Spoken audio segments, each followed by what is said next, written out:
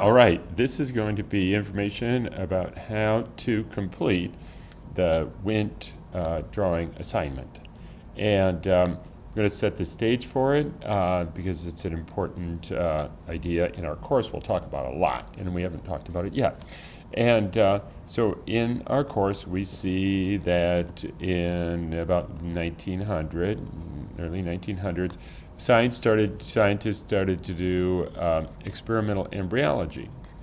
And they did a variety of transplants and dissections and so forth, manipulating embryos to see how that affected their development.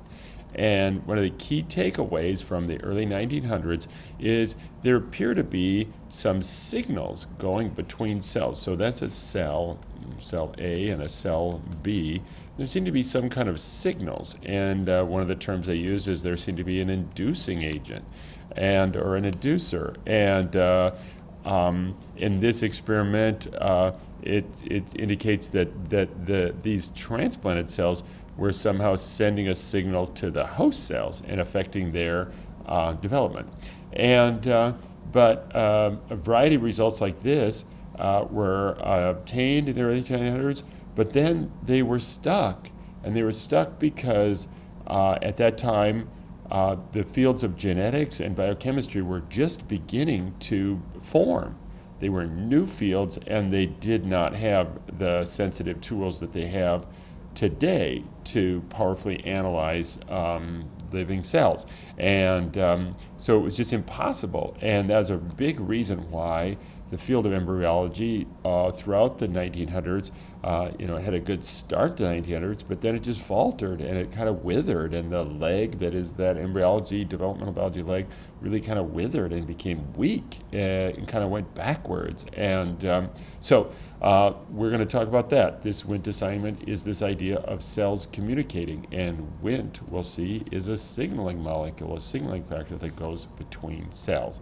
And we're going to draw the WINT signaling pathway, and there's a couple of different ways that WINT can signal a cell, and we're going to draw what's called the canonical pathway, which means the typical or the most common way that WINT does this communication between cells. I have some stuff outside of my office that you can use, and so you don't have to go out and buy stuff. It's nice to use to draw. It's nice to use some kind of colored pen so you can get some different labeling, go and get kind of a nice, satisfying, big drawing. So I got some papers and some pens outside my office that you can use, and you're welcome to come by. You're welcome to work with classmates on the assignment. Each person has to do their own drawing and hand in their own assignment, but it could look the same as another person's. That's absolutely fine. So that'll be on my cart this week, and for you to do that assignment. Okay? So just to set the context a little bit, this WINT is going to be one of these developmental regulators, and we've talked about these early developmental regulators that are found in all animals playing a kind of permissive role. So WINT doesn't tell a cell what to do. It just says, let's go ahead, let's move ahead with this path that you're on, and start moving down this path further in early development. And so we have this image of a wrench being able to put together different parts of a body or a car, like that, and could be used to help build the pancreas and also the brain. And we see that with WINT and these other developmental regulators as they're used in different cells or at different times. And that's because the context matters. The cell has all the genes, but it's prepared to regulate and express different sets of genes depending on the path that it's on. And then really significant, we have this idea of orthologs, that you could use a wrench to put together people, and you could use that same wrench to put together a fly, like the fruit fly, like that, okay? And we also have this vision in our course of evolution working by kind of a process that's not a blueprint, but rather like folding the organism together, where it's new. The paper in origami is essentially the nutrients that are used to build proteins and DNA and RNA and molecules, and then that gets, those nutrients exist, but they get converted into our factors that we need in our development, and ultimately become part of a body. And in that origami folding process, these developmental regulators like Wnt and others that we'll learn a lot about are sort of like wrenches, and they're the ones that do the folding. And so you can think of that Wnt works at this stage in development, and then it's asked to work again. And it does the same thing. It does a fold, but that fold has different effects depending on the context. So that's a nice way to understand it, that origami is really a small number of folds that are used over and over again, and the fold is just a fold. It just folds the paper in half, for example. But depending on the time in the steps, that can really affect the product. And we can also think about that with regard to evolution, because if we added a Wnt fold here and added a new Wnt step here, we'd end up with a very different product, and it would be interesting. It most likely would have a problem and not be very competitive as an organism, but maybe it would be a selective advantage, and it would evolve over time to have a new expression pattern here. Okay, so here's that same concept put onto this image that we have that we like to talk about. So the Wnt, or these developmental regulators, could be used multiple times during brain development, and have a somewhat different effect each time, because the different sets of genes are sort of poised to be regulated at different points in time, and then Wnt could play a role here and in these other organ developments as well. When we think of it, these developmental regulators are some wrenches that have to be inherited like that. So they must be represented in our genome and in the genome of every animal as some kind of gene product. And so what are these? And so we want to remember that development is just composed of growth and pattern. We talked about that last week. And then we don't talk very much about growth. We really talk about patterning. So these wrenches and the way they fold the origami in is helping cells to become different, and the cells become different as development proceeds like that. So again, here's that slide I showed, that development is just these two things, growth or patterning, and we're especially talking about patterning. And then something is that patterning occurs in only one of two ways, and we'll talk about this a lot in our class, because that's it. Most of our course is about patterning, cells becoming different, and there are only two ways to become different. And I depict it here in this figure that I made. So the two ways are unequal cell division or cell communication. And Wnt fits into this last story. This idea that the cells are communicating between each other. And these are signaling factors, signaling molecules that go between cells. Developmental biologists call these factors signaling factors. Okay, so we're going to learn some developmental regulators that are signaling factors that go between cells. We've already started learning about some transcription factors that are inside cells that are important developmental regulators because they regulate gene expression. And what we'll learn is that these signaling factors affect these transcription factors. Signaling factors going between cells, transcription factors within a cell. Right? So they have separate functions. Signaling factors going between cells, transcription factors within a cell. And here are just some names, and you don't have to memorize these right now, but Wnt is one of the ones we're going to talk about. And so it's just an example, a famous example of a signaling factor that goes between cells that helps development occur in all animals and at a variety of steps and for a variety of tissues. And so the drawing assignment is about that. And the drawing assignment is represented here on this page in this box. So you should read this box to learn this material because it's really important, and then we're going to draw this. And you don't have to have all the details on here.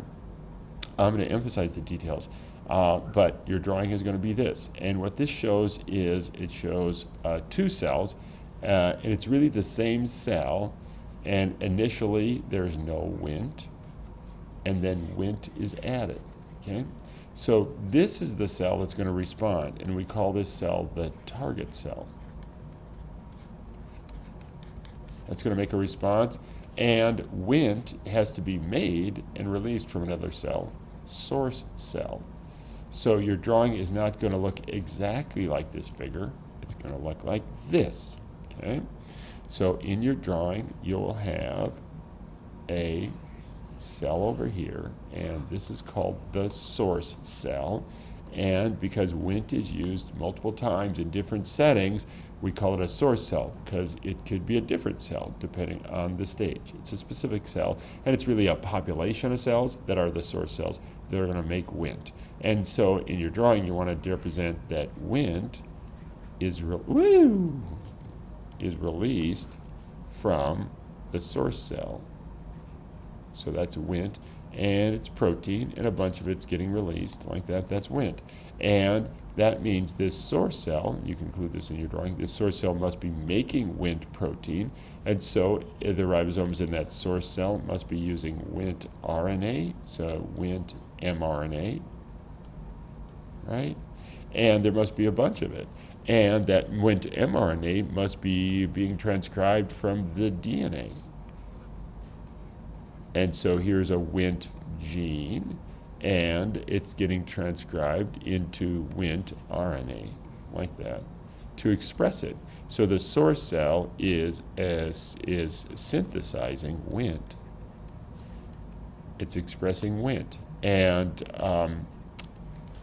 lots of these signaling factors, so that's the general term, signaling factors, are proteins. Some are not. For example, all hormones fit into this category. All hormones are signals that go between cells. And some hormones are proteins, but some are not, like steroid hormones like estrogen and testosterone are not. But in every case, whatever the molecular composition is of the signaling factor, source cells make it. Again, back to Wnt. There's the Wnt DNA. There must be, and it must be pretty interesting, right? There must be some transcription factors that bind to the enhancer, the Wnt gene, and activate its expression in these source cells. So the source cells are quite interesting. What we really focus on in our course are these target cells. So Wnt is going to be made in this source cell, and it's going to affect a target cell. And in this picture again, it's showing the target cell. And either Wnt is not there, so the target cell is doing something, or the Wnt is there. Okay? And what we're going to do is we're going to draw this target cell as though the Wnt has already arrived. So we'll draw it that way, and then we'll fill in the ideas of when it wasn't there. So for every signaling factor, there must be a corresponding receptor.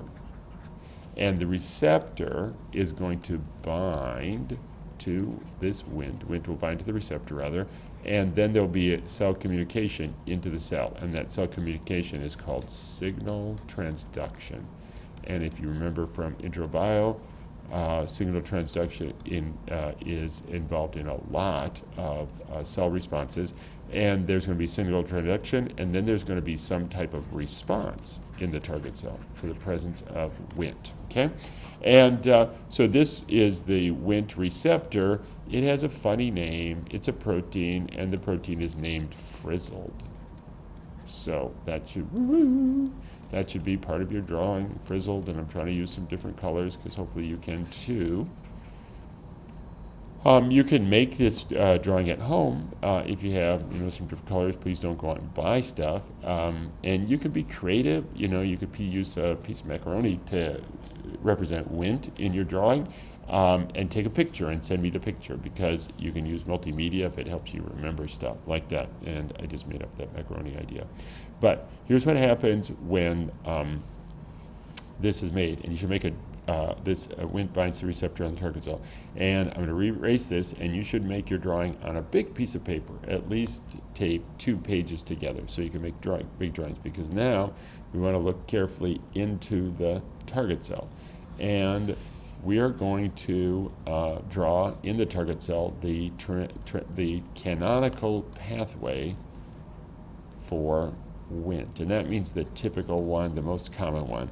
And the most common one is where Wnt binds to its receptor, frizzled, and frizzled affects the cell. And the Wnt stays outside of the cell, and it's the frizzle that becomes activated, In this case, what frizzled does is when it's bound to Wnt, frizzled binds a protein called disheveled, and together they bind a protein called GSK. And when they're bound, GSK is inactive. Maybe here, just over on this cell, we'll draw over here, like, well, we shouldn't draw it on the same cell. Maybe I'll draw a little mini cell over here. And you could include this in your drawing too, but just make it clear that this is when Wnt is absent. When Wnt is absent, then the frizzled receptor does not bind GSK or disheveled, and those proteins are just floating around in the cell. And disheveled is just a helper because it's GSK that's the serious protein. And what happens here is that when GSK is present, it's inactive, and when it's inactive, protein called beta-catenin is stable. Beta-catenin is a transcription factor, like we learned about MyoD and myogenin. Its job is going to be to bind to the DNA and regulate it. Over here, the GSK is active, and what happens is when GSK is active, it phosphorylates beta-catenin, and beta-catenin gets degraded. So beta-catenin, in the absence of Wnt, gets degraded. So what is the function of Wnt? The function of Wnt is to stabilize beta-catenin. Okay? And then beta-catenin does its job. And what is beta-catenin's job? Beta-catenin is a transcription factor, so it must go into the nucleus and bind and affect gene expression, right? Gene transcription. So here's a piece of DNA, and this DNA represents a gene that's a beta-catenin target gene. So transcription factors bind to target genes and activate them. It's a beta-catenin target gene. It's also a gene that gets activated by Wnt. And we think of transcription factors as like dominoes that are falling, and this beta-catenin can't play its function if there's no Wnt, because in the absence of Wnt, it gets degraded. In the presence of Wnt, it gets stabilized and does its job. And here's what its job is. In the nucleus, already bound to an enhancer of this, is a transcription factor called TCF. And TCF is a repressor. So repressors actually block gene expression, just like they sound. And the function of beta-catenin is when beta-catenin is present, it binds to TCF and overcomes this repression and activates gene expression, like that. And that's what your drawing should look like. You could see that I had to make it a couple of times because I didn't have enough space. So when you start out, draw it, follow that. You can see that our figure has some more information, but it has that information, and it also has proteins like Groucho and Axin. And you don't have to enclose those in drawing if you don't want to. You don't have to include those in, you don't have to learn those names. We're going to learn Wnt, frizzled, disheveled, GSK, TCF. Okay? And so that's the actual assignment. I just want to put it in context a little bit. Here on page 25 of your book, first chapter, it's introducing this idea of cell communication between cells, cell signaling. And in this image, that would be Wnt. And this would be a source cell. And this would be a target cell. So the Wnt binds to the receptor frizzled and affects the stability of beta-catenin and causes a cell response in the target cell. These are other examples of other signaling factors and how they affect cells, like that. And we'll learn about them, but most of the ones we'll learn about are the source cell releases the signaling factor and floats away. Here's also in chapter 1, so the very first chapter in our book, like the first night of our car mechanics course, where the teacher takes us walking out in the parking lot and shows us all kinds of cars and other motorized things like mowers and airplanes and stuff. So see, this shows a general drawing of this idea where we have an extracellular signaling factor and an intracellular transcription factor. And the transcription factor is like a domino, and that the falling of the domino is affected by the signaling factor, like that. Okay. All right. In the first chapter, the book describes this, and we'll get back to this. It's a special example of signaling factor. One of the examples of that type of signaling factor is this protein that's also described in chapter 1, and this protein is called sonic hedgehog. And I just want to show you this because hedgehog, there are several of these signaling factors we'll learn about in our course, and one of them is Wnt, and one of them is sonic hedgehog. And just to show you, sonic hedgehog binds to its receptor patch and activates a series of transcription factors called GLIs, and they affect transcription of target genes. So the cell response to this includes changing gene expression. And that's really common in developmental biology. As cells become different from each other, they start to express different genes. And so it makes sense that if a signal is coming from one cell to the other, that signaling factor is probably going to affect transcription and the target cell, and it can affect that by affecting the transcription factor, like that. Okay, so this just shows a special case, and it's a special case that sonic hedgehog is an example of. So sonic hedgehog is something that's called a morphogen, and a morphogen is a signaling factor that affects target cells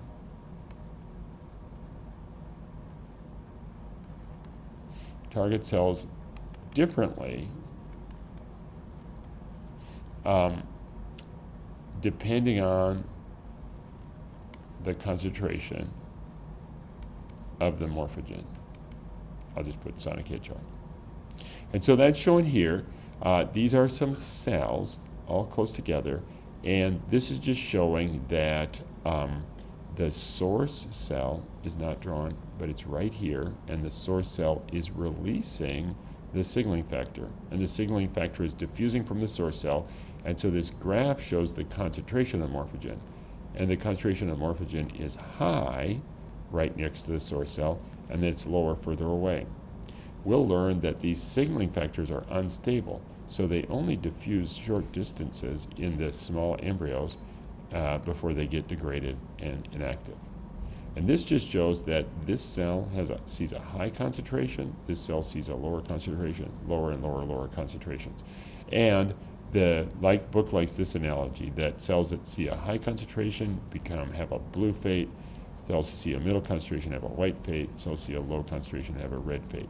We'll learn in our course that sonic hedgehog is released from the posterior edge of our limbs, and for our digits, our fingers and toes, cells that see a high concentration become a pinky, and the next lower concentration become a ring finger, next lower concentration become an index finger, middle finger, next lower concentration becomes a pointer or index finger, lowest concentration becomes the thumb. So our first example of the role of sonic hedgehog as a morphogen is that it patterns vertebrate limbs. So these are all target cells, and target cells respond to signaling factors. This is a special case of the signaling factor being a morphogen, where target cells can make a range of responses. And we'll talk about that further in class, but I just wanted to use that as this slide as a little bit of an intro, because it's actually from the first chapter. Then from page 145 in our textbook, and that's chapter 4, I just want to show you that this is a table that describes some common signaling factors, and wingness is one of them, and sonic hedgehog is one of them. And so over our course, we'll learn about some different categories of these signaling factors. And they play tremendously significant roles in animal development. And so there are orthologs in all of them, so we'll talk a lot about them. And so that's the end of this drawing assignment and the video to help you understand it. Okay, so we'll talk about it in class a lot. All right, awesome.